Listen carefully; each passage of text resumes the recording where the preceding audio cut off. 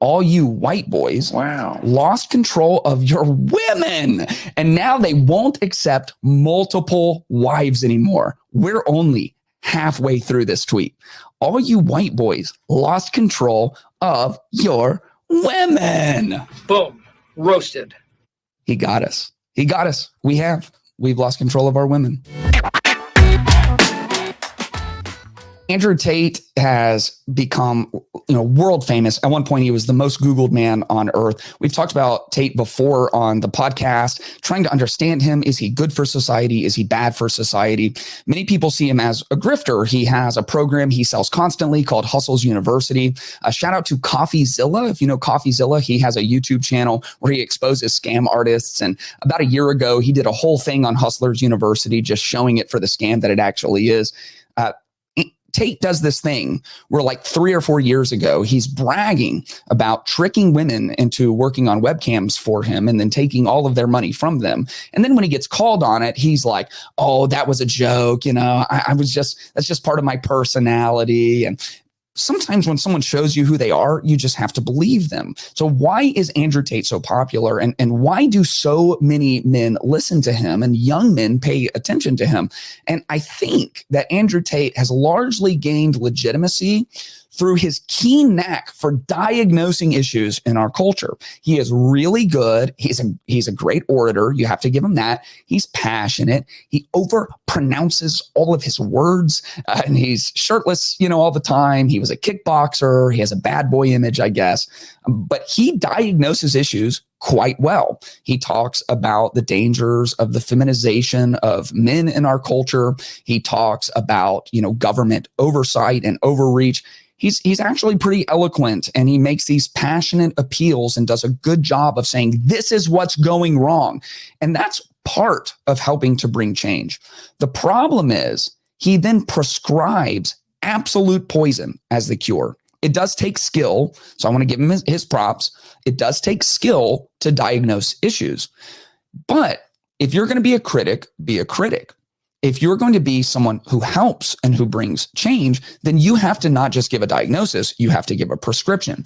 And Andrew Tate is kind of like a doctor who really accurately diagnoses what kind of cancer you have and then is like, so to fix it, just kill yourself. Like his prescriptions are horrible, but they're usually masked in such a way that he has some level of plausible deniability, where he's like, that's not really what I meant. I just want people to be good religious people. I just want you to be hardworking. I just want men to believe in themselves. And you can tell, like when he sits down with a more conservative commentator, he parrots them. He sounds like them. He pulls back some of the, ostentatious musings and some of the way out in left field thoughts that he has.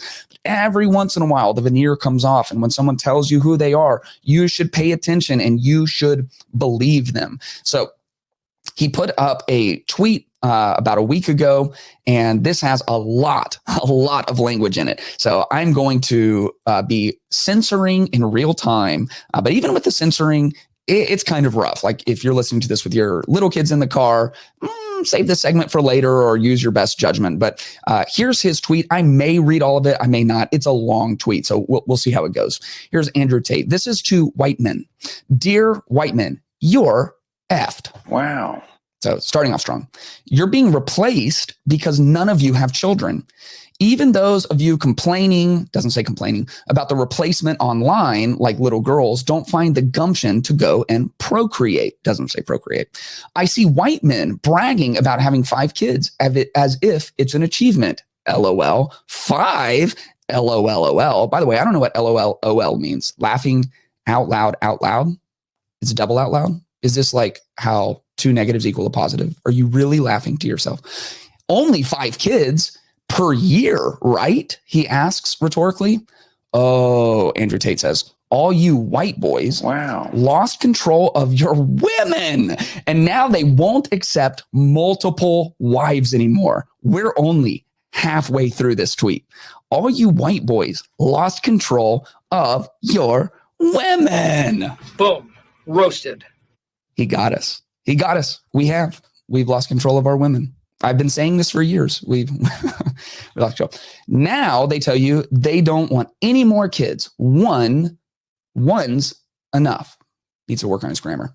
The women don't want to do their God-given job anymore. No, they want Instagram likes instead. So your white boy's genetic potential is stumped by the whims of some singular female, a female who takes 9 whole months to grow a single baby. Women, I've been meaning to talk to you about this. How dare you take so long to have a baby?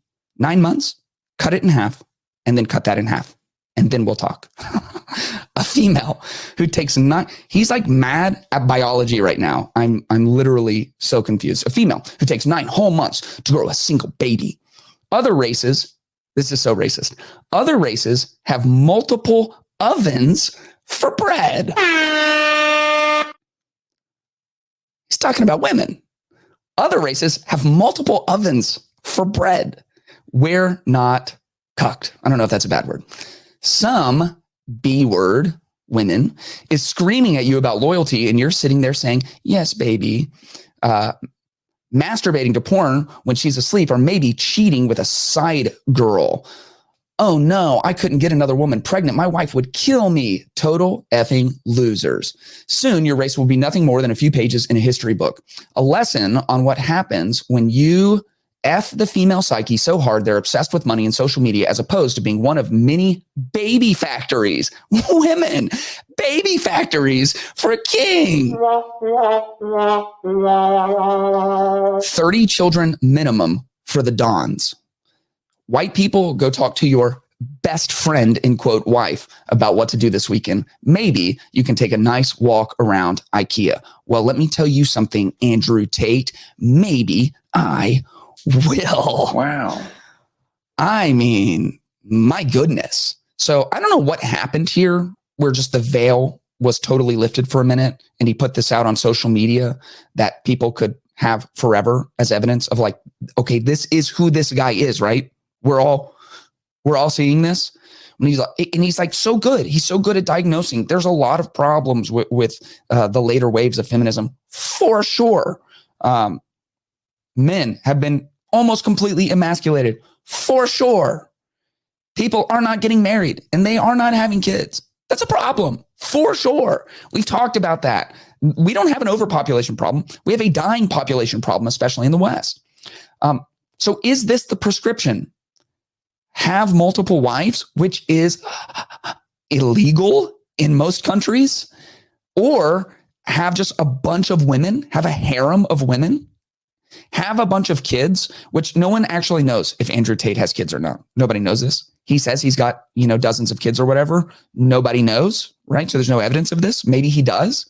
But if he does, he's on house arrest because he's being tried as a trafficker for all, and claimed just out loud he did that he trafficked e-cam girls, made them fall in love with him. He said, you can come and I will give you a PhD. That's a pimpin' hose degree. Bruh. So he's just said, like on the internet many times, that he did this, and now he's been arrested for it. And if he has all these kids with all these different women, he's not raising them. So is that what makes a man? To have a bunch of kids and then just step out of their lives? Because people in the West are doing that left and right. That's not a problem. If you want men to like knock women up and then just give away all their responsibility, that's already happening to disastrous effect. And so, yeah, do we have an underpopulation problem? We do. I mean, statistically, we do. Our country is dying. America is dying. We're below replacement rate. We are not procreating enough, for sure. So what does that mean? What's really interesting is Andrew Tate has been on this tirade here for this last season about how he's no longer Christian, because he used to be a big Christian, and now he submits to Islam, but he's like, I want those white boys in the West to be strong Christians. Bring back your strong Christian power. Make the West Christian again. Also, you need to do this thing that goes completely against Christianity. You just need to have sex with all kinds of women and have kids with all of them. And then you probably won't raise those kids, but that's fine. Here's what Paul told Timothy. This is what leadership requires. An overseer, therefore, must be above reproach, the husband of one wife, self-controlled, sensible, respectable, hospitable, and able to teach. He goes on in 1 Timothy and talks about how it is that man's responsibility to bring up his children in the Lord, not to knock up 30 different women, to have a bunch of ovens to cook bread, the most disrespectful metaphor of all time, not to have a bunch of baby making factories, the most disrespectful metaphor of all time, but to have one wife and to have kids and to bring them up in the Lord. Here's what Jesus said, quoting from the Old Testament. Jesus said, "For this reason, a man will leave his father and mother and be joined to his wife, a man, singular, joined to his wife, singular, and the two will become one flesh. So they are no longer two, but one flesh. Therefore, what God has joined together, let no one separate." Once you become one flesh, no one gets to separate that. Another woman does not get to separate that. Another man does not get to separate that. That is the sanctity of marriage. That is what is taught. And there is this correction in the New Testament coming back to God's original design. It is not polygamy. It is one man and one woman in a lifelong covenant under God for life. And that is how the world begins to thrive again. So it's like, yeah, do we have an underpopulation problem in the West? For sure, we do. A bigger problem than that is the epidemic of fatherlessness. And the reason our prisons are full, and the reason that drug overdoses are skyrocketing, and the reason that more kids are dropping out of high school, and the reason for teenage pregnancy, the correlation, the strongest correlating factor to all of those things are fatherless homes. What's not causing that problem is because people's dads aren't going out and getting more wives. Wow. That's not the problem.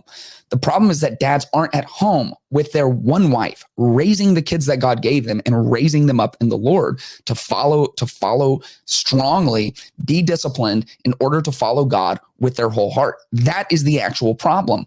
And the inherent just ridiculous paradox of him being on this tirade, like, you need to be more Christian and bring back Christ and stand up strong for your faith, and then go on this tirade, unbelievably disrespectful to women, unbelievably disrespectful to white men. Like, I mean, no one, I guess, cares about that anymore, and just giving the prescription. Again, if you go to a doctor who can diagnose what's wrong with you, that's great.